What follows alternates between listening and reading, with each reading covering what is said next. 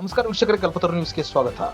ರಾಮತಾಳ ಸರ್ಕಾರಿ ಹಿರಿಯ ಪ್ರಾಥಮಿಕ ಪಾಠಶಾಲೆಯ ನೂತನ ಕಟ್ಟಡ ಕಾಮಗಾರಿ ಅರ್ಧಕ್ಕೆ ನಿಂತಿದೆ.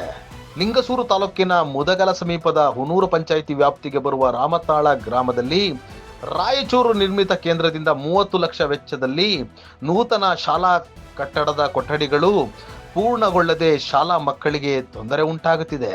ಈ ಶಾಲೆಯಲ್ಲಿ 2 ಕೊಠಡಿಗಳಿದ್ದು ಸುಮಾರು 82 ವಿದ್ಯಾರ್ಥಿಗಳು ವ್ಯಾಸಂಗ ಮಾಡುತ್ತಿದ್ದು, ವಿದ್ಯಾರ್ಥಿಗಳಿಗೆ ವ್ಯಾಸಂಗ ಮಾಡಲು ಆಗುತ್ತಿಲ್ಲ.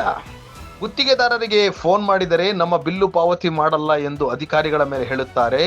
ಕಟ್ಟಡ ಕಾಮಗಾರಿಗೆ ಸಂಬಂಧಪಟ್ಟ ಅಧಿಕಾರಿಗಳಿಗೆ ಫೋನ್ ಮಾಡಿದರೆ ಫೋನ್ ರಿಸೀವ್ ಮಾಡುತ್ತಿಲ್ಲ ಎಂದು ಸ್ಥಳೀಯರು ಆಕ್ರೋಶ ವ್ಯಕ್ತಪಡಿಸಿದ್ದಾರೆ.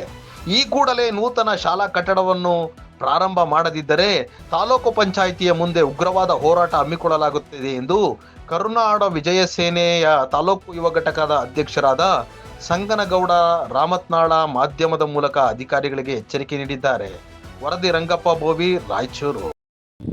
2025 ಮಾರ್ಚ್ ಕೊನೆಯ ವಾರದಂದು ಡೆಮೊಲಿಷನ್ ಆದ ರಾಮತ್ನಾಳ ಸರ್ಕಾರಿ ಶಾಲೆಯ ಕಟ್ಟಡ 2026 ಮಾರ್ಚ್ ಬಂದರೆ 1 ವರ್ಷ ಆಗ್ತಾ ಬಂತು.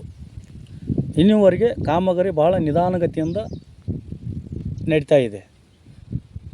ತಾವು ಮನಸ್ಸು ಬಂದಾಗ ಬರ್ತಾರೆ, ಮನಸ್ಸಿಲ್ದಾಗ ಕೆಲಸ ಮಾಡೋದಿಲ್ಲ. ಬೇಕಾದಾಗ ಬರೋದು, ಸಾಕಾಗ ಹೋಗೋದು, ಆ ರೀತಿ ನಮ್ಮ ಕಟ್ಟಡ ನಿರ್ಮಾಣದ ಕೆಲಸ ನಡೀತಾ ಇದೆ. ಕಳೆದ 1 ವರ್ಷ ಆದರೂ ನಿರ್ಮಿತ ಕೇಂದ್ರ ಅಧಿಕಾರಿಗಳು ಸೌಜನ್ಯಕ್ಕೂ ಕೂಡ ಇಲ್ಲಿ ಭೇಟಿ ಮಾಡಿಲ್ಲ. ಶಾಲೆಯ ಗುಣಮಟ್ಟದ ಪರೀಕ್ಷೆ ಮಾಡೋಕ್ಕೂ ಕೂಡ ಬಂದಿಲ್ಲ. ಕೆಲಸ ಏನು ನಡೀತಿದೆ ಅಂತ ನೋಡಲಿಕ್ಕಾದ್ರೆ ಇನ್ನೂವರೆಗೆ ಯಾವ ಅಧಿಕಾರಿಗಳು ಬಂದಿಲ್ಲ. ನಾವು ಫೋನ್ ಮಾಡಿದರೆ ಗುತ್ತಿಗೆದಾರರು ಕೂಡ ಅಧಿಕಾರಿಗಳು ಕೂಡ ಆರಿಕೆ ಉತ್ತರ ಕೊಡ್ತಾಯಿದ್ದಾರೆ. ಇನ್ನು ಮುಂದೆ ಈ ಗುತ್ತಿಗೆದಾರರ ಕಡೆಯಿಂದ ಅಥವಾ ಅಧಿಕಾರಿ ಕಡೆಯಿಂದ ನಿರ್ಲಕ್ಷ್ಯತನ ಬಿಟ್ಟು ಆದಷ್ಟು ಬೇಗ ಈ ಕಾಮಗಾರಿಯನ್ನು ಸಂಪೂರ್ಣವಾಗಿ ಮುಗಿಸಬೇಕೆಂದು ಕರುನಾಡ ವಿಜಯ ಸೇನೆಯಿಂದ ಒತ್ತಾಯ ಮಾಡಲಾಗುತ್ತದೆ.